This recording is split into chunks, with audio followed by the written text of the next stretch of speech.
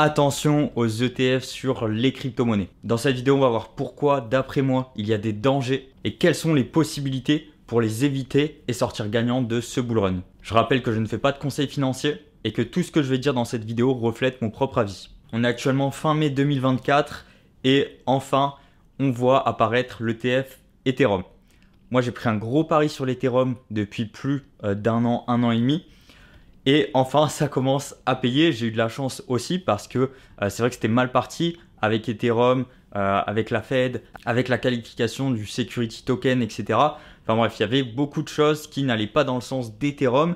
Et là, on a enfin eu une confirmation comme quoi potentiellement l'ETF Ethereum serait accepté. Rien n'est gagné et dans tous les cas, cela veut dire que on a eu un ETF sur Bitcoin, on va potentiellement avoir un ETF sur Ethereum, peut-être certains autres altcoins.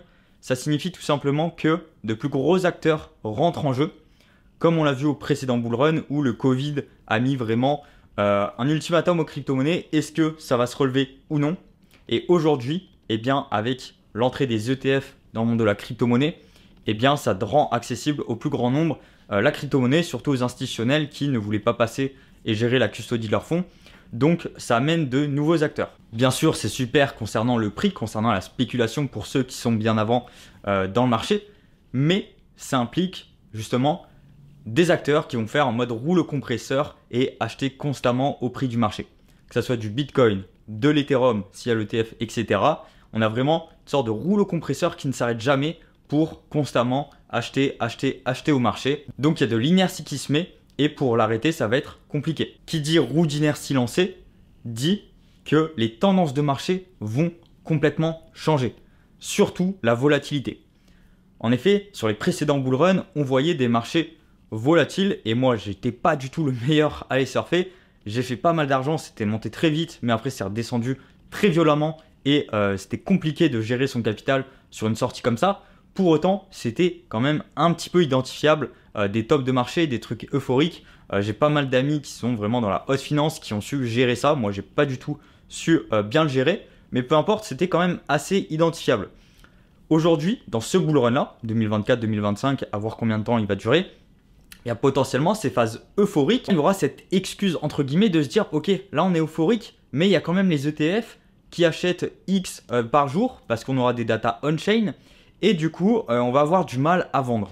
Et c'est vraiment ce point-là, le gros danger pour moi sur ce bull run, c'est se dire, ça y est, il y a les ETF, ça part to the moon. De toute façon, à tous les bull runs, c'est tout le temps, ce bull run, c'est différent, on va pas retomber.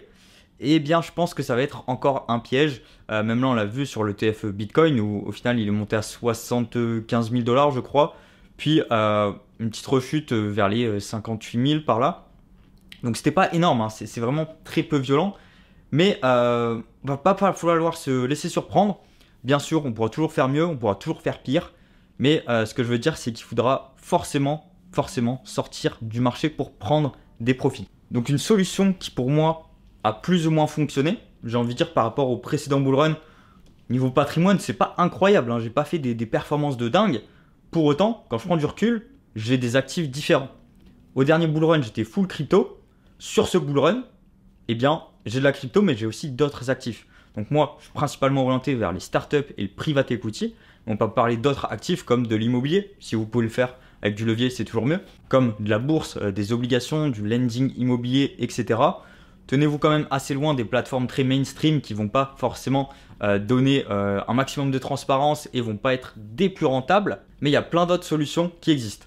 Donc vraiment, sur ce bull run, fixez-vous soit un montant, soit un chiffre à partir duquel vous allez sortir en DCA, donc en DCA inversé, et prendre des profits. Mais je pense qu'il ne va pas falloir trop tarder non plus sur l'avancement de ce bull run, bien sûr en fonction de votre patrimoine. Si vous avez une somme, vous atteignez et c'est confortable pour vous dire ok, là je peux changer de vie, bien faites-le.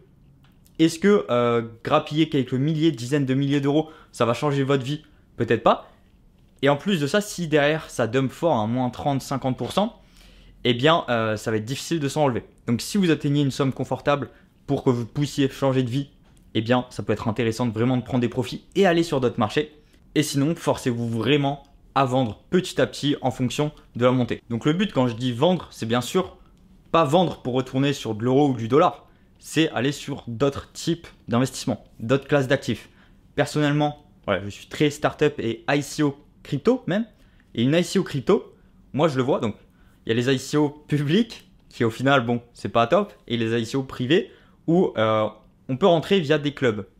Même en startup, c'est via des clubs deals. Sur des ICO, c'est via des clubs. Je ne vais pas en citer de nom, mais les plus gros NFT sont des clubs où on peut investir dans des pre-sales, des ICO, des SAFT de tokens, etc. Et pour moi, c'est une façon aussi de diversifier du marché purement spéculatif crypto. Parce que le marché crypto, eh bien, on est tout le temps dans la volatilité. Et par contre, sur une startup ou une pre-sale crypto, bah, théoriquement, on rentre à un prix. Tant que c'est pas listé, bah, potentiellement, le prix peut prendre de la valeur. Pour les startups, ça peut être revalorisé. Pour le token, bah, sur des phases de pre-sale, il peut y en avoir plusieurs. Et du coup, si on est vesté plus longtemps, etc., on va faire des gaps aussi en termes de multiples. Et puis, au listing, le but, c'est de récupérer sa mise. Mais vu qu'on n'est pas soumis aux spéculations du marché H24, ça permet aussi de sécuriser des profits d'un marché spéculatif comme la crypto-monnaie. Donc, je sais pas, vous avez fait, par rapport, vous êtes passé de 10 000 à 100 000 en un an. Bah, c'est peut-être intéressant de commencer à prendre des profits, non pas pour rien faire avec, mais peut-être mettre 1000 euros par-ci, 1000 euros par-là, de la startup, de la pre-sale, qui permet justement de sortir du marché spéculatif et d'aller sur un marché plutôt de gap spéculatif parce que ces différentes phases de développement d'un projet, crypto, ICO ou startup, peu importe, et il va y avoir des revalorisations. Mais du coup, on n'est plus soumis directement au valo de marché, même si bien sûr ça impacte tout le temps, mais ça permet vraiment de se dire, ok, là je suis sorti du marché, je sais qu'au listing, peut-être à la revalorisation, ça va faire un gap, eh bien je vais être smart et prendre des profits à ce niveau-là. C'est sûr que ça va être très frustrant si on vend des crypto-monnaies en plein bull run et que le truc continue de monter. Mais si vous allez sur d'autres classes d'actifs qui peuvent vous rapporter de l'argent aussi, mais d'une manière moins spéculative, parce que ça ne va pas être le cours au jour le jour, eh bien ça va pouvoir permettre de ne pas avoir trop cette frustration, même si je sais que ça procure énormément de dopamine d'être en plein marché crypto, en plein bull run. Mais en tout cas, je me fais aussi cette vidéo à moi-même pour me forcer à vendre une fois que j'aurai atteint le prix qui me convient. Même si c'est toujours dur, mais vraiment, forcez-vous à vendre sur la montée. Et il y a plein d'autres classes d'actifs qui sont possibles pour faire de l'argent également. Je partage de temps en temps les deals dans lesquels j'investis, que ce soit des pre-sales, que ce soit des startups. Donc n'hésitez pas à me rejoindre, je vous mettrai un lien en description. J'ai l'avantage d'être créateur de contenu et d'avoir des pieds un petit peu dans plein de communautés, donc que ce soit en tant que client ou en tant que partenaire. Et du coup, j'ai vraiment une vision globale de plein de club deals, de plein de clubs NFT pour accéder à des ICO pre-sale. Et du coup, à travers tout cela, je fais mes choix, même si eux, d'abord, s'occupent de faire des choix.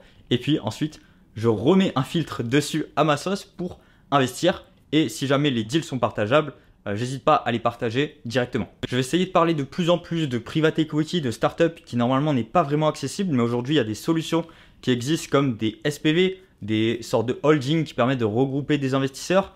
Il y a aussi des fonds d'investissement où moi dans lesquels j'ai investi et c'est eux qui s'occupent de gérer mon patrimoine, que ce soit du private equity ou même des pre-sales, ça existe, ça je ne l'ai jamais encore fait. Je préfère faire les pre-sales au jour le jour, on va dire, sur le marché crypto. Mais voilà, il y a plein de solutions qui commencent à arriver, qui commencent à se réglementer, donc ça rajoute aussi des couches de sécurité. Donc voilà, n'hésitez pas à me dire en commentaire. Je vais essayer de partager un petit peu tout ce que je fais en post-bull run aussi et comment je prépare ce post-bull run parce que ça va être hyper important de savoir vendre et pour, on va dire, se valider et se dire ok, là je peux vendre, faut savoir où aller également parce que je sais que c'est hyper frustrant de garder full cash et de ne rien faire avec.